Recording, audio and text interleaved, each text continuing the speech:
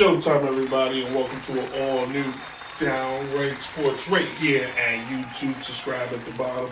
Become a friend of the show. Today's show's going to be I'm your host, Brent Reid, and today's show's going to be very special as it is the ultimate Yankee lineup ever. We're talking Yankees. Are we talking Yankees? Yes, we are. Today, so we're going to dive in. We're going to talk about that in the next two segments, but we're going to start today's show off with the must-know history. Being the fact there's no current sports going on because of our current situation, we're going to talk about sports in its history. Starting with... my voice crack for this. Way back in 1915, Babe Ruth, a young pitcher for the Boston Red Sox, made his debut. He would pitch the complete game, and he would hit his first career home run in Boston, but he would lose the game 3-4 to the New York Yankees. Back in 1915, believe it or not, a home went for $3,500, and a carton of milk went for 9 cents. That's right, boys and girls. There wasn't even a TV yet.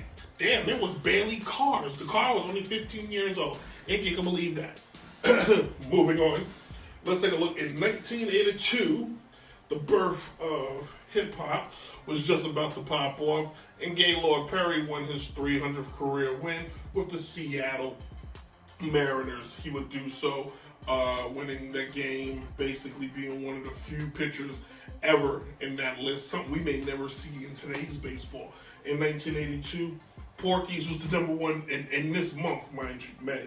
Porky's was the number one movie for about weeks, but also Conan will come out next week, Rocky 3 will come out the week after, and Star Trek 2 the week after. Not to mention the number one movie in 1982 for the whole year, E.T. How about that? And then moving on to a time period I can actually relate to, 1998, where the Boston Celtics was signed Rick Pitino as their new head coach. Rick Pitino would leave Kentucky, go to Boston, no stranger to the NBA because he coached the Knicks many moons before, but he would go to Boston and he would flame out there quickly. He had the famous line saying, Larry Bird ain't walking through the doors. Everybody remembers that. And then not to mention in 1992, the number one song this week was Too Close by Next. That's right, ladies and gentlemen, the number one song, Too Close by Next. If you guessed that, you have won. How about that? Anyway, when we come back, we're going to dive into the ultimate Yankee lineup. I'll explain how I came up with that idea. Downright Sports. All right, everybody, so I decided with the lack of sports, and this should be baseball season, let's come up with something pretty fun. The ultimate Yankee lineup of all time. There's a lot of great Yankees, a lot of great players, but how do you create the ultimate lineup? Meaning, not just who's the top 10 players of all time, or the top 20, but who by position would make your squad. So we're going to do it quick because baseball's a speed sport. I don't know what happened there. Baseball's a speed sport. Let's get it started with the starting pitcher. The chairman of the board, Whitey Ford. Whitey Ford is one of the greatest pitchers in the history of baseball, not just the Yankees. Cy Young winner, 10-time All-Star, World Series MVP, 6-time World Series champion, all-time wins as a pitcher for the New York Yankees. Still to this day, he hasn't pitched a game since 1965. 236 wins. He missed 2 years of service, 2 years of playing time to serve in the military. There's going to be a few guys on this list that has those credentials. And his numbers would be even probably better because it's 2 years of his career in his prime he missed out on. He won 25 games and 24 games in his career, something we will never probably see in this game. And not to mention, he pitched 156 complete games with 45 shutouts on top of that. He was a pitcher. He went out there, you give him the ball. He was the ace of the staff for his entire career, and you can count on him every World Series to pitch game one. Sparky knew to go to him, and so did the other managers after that. I don't have time to pick all the Yankee managers. But a man he threw to a lot is next. The catcher for this team, no question, Yogi Berra or Lawrence Peter Berra. Basically played his entire career for the Yankees, except for one weird season with the Mets. But 3-time MVP, 18-time All-Star, 10-time World Series champion, the most championships as a single player of anybody in baseball. The only other player to come close to him in sports history is Bill Russell. How about that? Both played on a dominant team at the same time. Yogi still, his numbers is some of the best. 358 home runs as a catcher. His WAR is what it is, 59. I'm going to look up who had the most WARs. I meant to talk about that, but when we take a next break, I'll talk about it next segment. He also one of the only catchers to catch and call a complete game with Don Larson back in 1956, I want to say. Yeah, I'm going to say 1956. Yeah, that's the thing. I think I just listened to it the other day. So, how remarkable was that? Yogi was the mascot for the Yankees after his playing career was over. He was the ambassador. You could go to the game, you could see him sitting right there. And since he's passed away, the game has missed a little something. Moving on to our fielders. First base. To this day, the man has been dead longer than most of these guys on this list has been alive, and he still is the top 3 or 4 in almost every baseball category. That's Lou Gehrig, or the Iron Horse, not the Greyhound. Lou Gehrig. 2-time MVP. Why has he only got 2 MVPs? Because the MVP award wasn't created until 1931, if that helps. He's a Triple Crown winner. Triple Crown meaning he led the league in home runs, batting averages, and RBIs. 7-time All-Star. Why only 7? Well, because the All-Star game wasn't created until 1933. So, 10 years after the man started playing his career. He's got a batting title, 6-time World Series champion. He finished with 493 career home runs with a batting average of 340, which is still number 2 all-time in the Yankees all-time list. And then his WAR is 114. It's one of still the highest WARs you can ever look at. He held the record for the most consecutive games played, 2,130. That record stood for 36 years until Cal Ripken Jr. broke it in the 90s. Lou Gehrig's career was cut short due to the disease, Lou Gehrig's disease, as we all know, or MLS, and he had to stop playing at 34 years old, where he had so much more potential.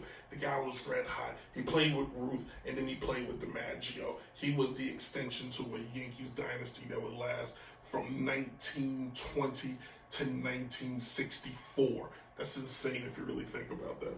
Let's move this on to the second baseman, Bobby Richardson. Bobby was a second baseman for the played his whole career with the Yankees. 8-time All-Star, 3-time World Series MVP, 5-time Gold Glover, 3 World Series championships. Those position players didn't hit a ton of home runs, but his batting average was fairly decent, around 266, and you can always count on him. Not to mention, he was roommates for one season with Roger Maris and Mickey Mantle, the year that they had the home run chase. So how about that? Third base may be a little controversial. The man, the myth, the legend, Alex Rodriguez, or A-Rod, if you will. A-Rod, 3-time MVP, World Series champion, 10-time Silver Slugger, 14-time All-Star, 2-time Gold Glover, batting champion, 3-time Major League Baseball Player of the Year. His WAR, even with all his crap, is still 117.5. He's played 12 years with the Yankees. His numbers, if he just played as a Yankee for 12 years, his numbers were still outstanding. 351 career home runs, about 1,580 hits, and over 1,000 career RBIs. Ultimately, you see on the bottom what his totals were, but that's how much of an impact player. Now, yes, did A-Rod hit in the clutch when he won them two? Probably not, but he did come through in 2009. And not to mention, he played his whole career as a Yankee. He's a lifer. And then finally, rounding out the infield, the captain, number 2, Derek Jeter, the captain. We all know Derek. Rookie of the Year, 5-time champion, 5-time Silver Slugger, All-Star MVP, 14-time MVP, 5-time Gold Gloves, World Series MVP. The man's the all-time hits leader in Yankee history with 3,465 hits. Not to mention catch after catch after catch after catch. Or the throw that should be symbolic, should be the logo of the league. Derek Jeter was the face of baseball his entire career. He was classy. He still is to this day. He was the man. He had the ultimate swag, if you will. You wanted to be Derek, and to this day, cats still want to be the captain. So that's the infield, kids. When we come back, we're going to do the outfield. And that one gave me a headache because there's a lot of great Yankee outfields I had to leave off the list. Downright Sports. All right, continuing to round out the ultimate Yankee lineup, we're going to the outfield. Kicking it off is the one, the only, Joltin' Joe DiMaggio, number 5, Joe DiMaggio. Joe DiMaggio missed 3 years for World War II, so a lot of his stats could be even bigger.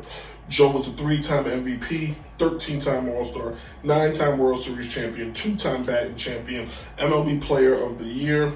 He hit only 2,214 hits. His WAR is just under 80. He had 361 home runs, and his batting average was 325. All that is great, but what's really impressive is his record of 56 consecutive games with hits. Still to this day has not been touched. The closest was Pete Rose back in the 80s or something when he had like 44 games. Still has not been touched. 44 games is about 12 short of Joe DiMaggio. The guy was impressive. He was the Yankees star. He was such a star. The man was married to one of the most beautiful women of her time in Marilyn Monroe. It would be as if there's no comparison. Let's move on. But that was Joe DiMaggio, and unfortunately his career was kind of tainted with his attitude because when Mickey Mantle was coming up, the time when the writing was on the wall that it was going to be time for Joe to retire because he was this young upstart center fielder who's trying to take the job of the Yankee Clipper. But still, Joe's career is untarnished because he is a great player. Moving on. Speaking of my favorite player, Mickey Mantle, or the Mick, 3-time MVP, 20 times he's been to the All-Star game. Only Hank Aaron and Willie Mays, I think, went more. Gold Glove winner, Major League Player of the Year, Triple Crown winner, 7-time World Series champion, batting champion. His WAR is still 110, still one of the highest WARs of all time. He's won. It's Ruth, Jackson, Mick. I want to say the only Yankees that have over 500 career home runs. Mick hit over 536 as one of the best switch hitters the game has ever seen. And his batting average was 285 because Mick did swing for the fences. Mickey was athletic, he was quick, he was fast, he blew out his knee, and still was one of the greatest players to ever play the game. And then finally, out in the outfield, the Sultan of SWAT, the Colossus of Clout, the Bambino, Babe Ruth. The man has been dead longer than he played, and some guys have not lived as long as Babe Ruth played, and he still holds records to this day. Babe Ruth was an MVP somewhat. They had a weird best, greatest player on the club award. There was no MVP award when Babe Ruth played, if you think about it. He was a 7-time World Series champion. He was a batting champion. 2-time All-Star. Once again, kids, the All-Star game was not created while Babe Ruth first played. His first game was in 1914, and he did not play. The All-Star game that wasn't created until 1933. 15 years he played with the Yankees. Has still one of the highest WARs of all time, 182. He was a pitcher for most of his career. So if you think about it, say he decided to have been a fielder and he hit the majority of his career, where would his numbers be? The guy still, as a Yankee, hit 659 career home runs, which totaled up to 714. Imagine when he was on the Red Sox, that he was a hitter. He would probably have hit over 800 career home runs. Babe Ruth still is 1 or 2 in a lot of Yankee categories. He's still in the top 5 in a lot of major league categories. That's why when we say greatest of all time, Babe Ruth's face is what you see. Sorry. But that's the ultimate Yankee lineup. If you got a problem with it, leave a comment. Thank you all for watching. more shows. I think we're gonna take a break from Downright Sports for probably about a month or a couple weeks, unless something big pops off. Take a listen to the podcast. If you can listen at Apple Podcasts, SoundCloud, or Google Play. Subscribe today. Go to our Twitter. Go to our Instagram. And become a friend and leave a comment. Also, the music today by Uncle Buddha, we much appreciate it. He's awesome, the executive producer of the show. And thanks again to Chelsea for creating this show, and the lovely Allie for the logo inspired by my favorite league, MLB. So we hope to all see that back soon. So you guys enjoy, be safe, wash the hands, and as always, deuces.